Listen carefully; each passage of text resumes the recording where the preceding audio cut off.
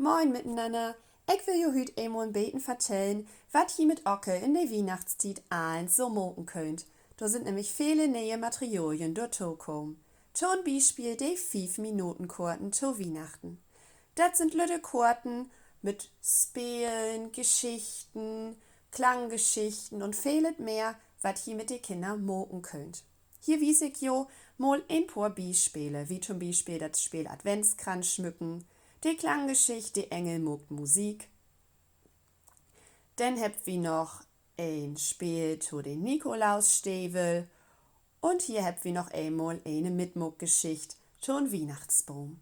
Weitere Sorgen findet ihr ob die anderen Kurten. Dann hab ich noch verschiedene Riemels.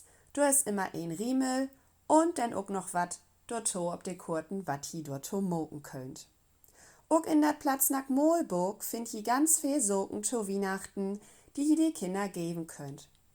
Und ich hab noch 2 Lesböker, einmal für die etwas lüderen passend zu Platz nach 1 und dann hab ich auch noch eins zu Platz nach 2.